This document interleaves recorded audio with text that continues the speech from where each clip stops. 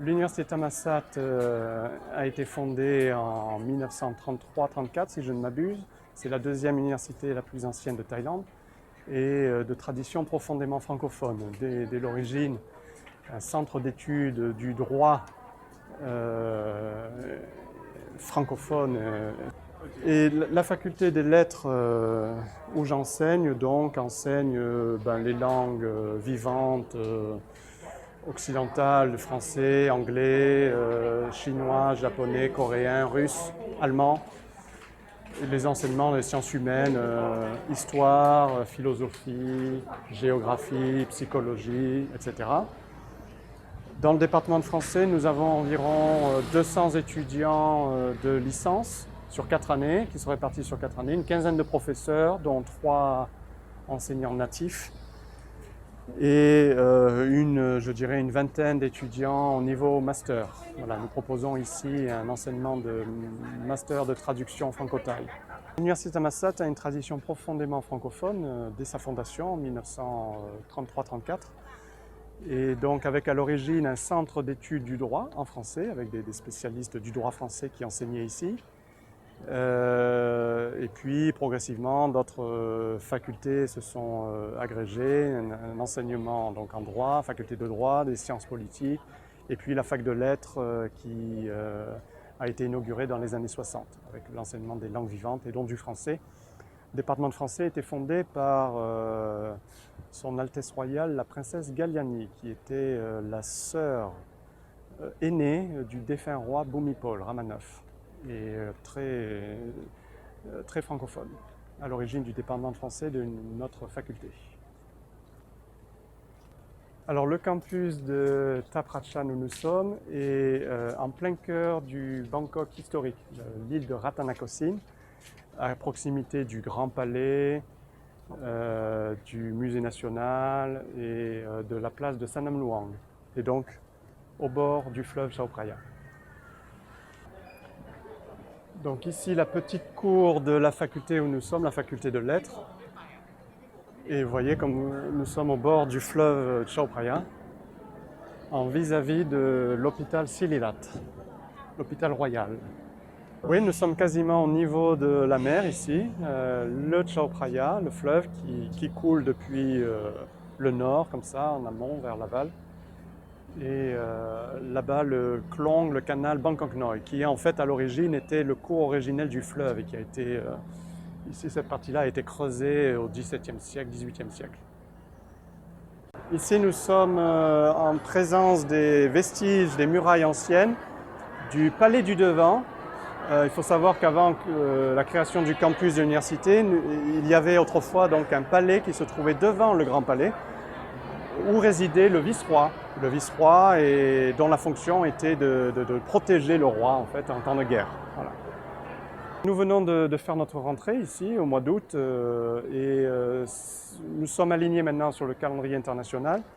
Il y a eu il y a quelques années en Thaïlande une grande réforme nationale pour faire passer les calendriers universitaires au calendrier plus ou moins international. Donc notre rentrée ici maintenant se déroule fin août et court jusqu'au mois de mai.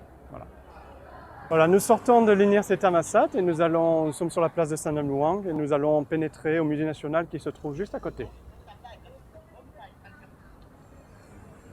Donc bienvenue au musée national de Bangkok, où nous sommes ici présentement. Le musée a été fondé en 1926-27 environ.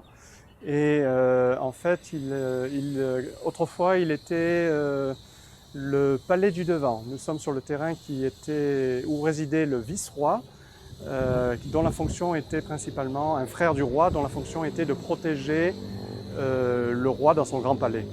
Et donc vous trouvez d'ailleurs ici et là des vestiges de canons, puisque dans le palais du Devant, en fait, c'était un arsenal véritablement d'armes et de canons pour protéger des envahisseurs birmans à l'époque qui étaient la menace venant de l'ouest.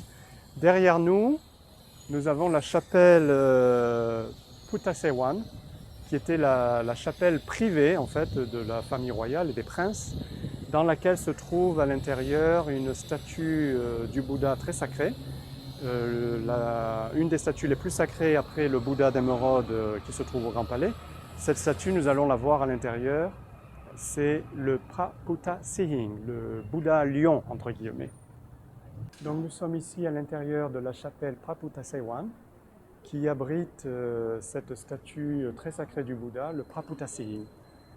Et cette chapelle est remarquable notamment pour ses peintures murales, ses fresques, qui datent de la fin du XVIIIe siècle, au moment de la fondation de Bangkok comme nouvelle capitale, et qui nous représentent ici au premier niveau, entre les fenêtres, toute la chronologie, la vie miraculeuse du Bouddha depuis sa naissance, comme ça, jusqu'à la mort du Bouddha. Et puis, en hauteur, vous avez des rangs de divinités différentes.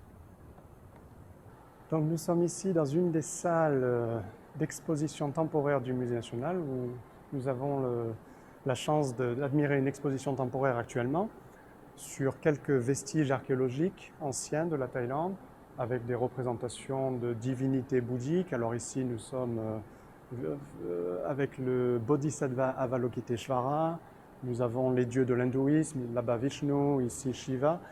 Et ici, c'est une représentation de la roue de la loi, le Dharma Chakra, un des symboles bouddhiques très connus, qui est aussi un symbole de l'université Thammasat, puisque à l'origine, l'université Thammasat, Dharma Shastra en sanskrit, était basée sur l'enseignement de la loi du droit. Voilà.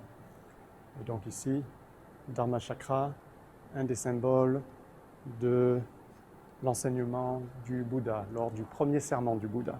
Voilà. Ces objets viennent de la province de Nakhon Pathom. C'était le musée national de Bangkok où nous pouvons admirer les collections d'art et d'archéologie de la préhistoire jusqu'à nos jours. Le musée est ouvert du mercredi au dimanche. Les visites en français sont organisées, les visites guidées sont organisées tous les mercredis et jeudis matin à partir de 9h30. Donc bienvenue. Quant à moi, je vous laisse ici. J'espère que cette visite vous a intéressé. Je dois me dépêcher car j'ai un cours qui démarre dans 30 minutes à côté à l'université. Au revoir.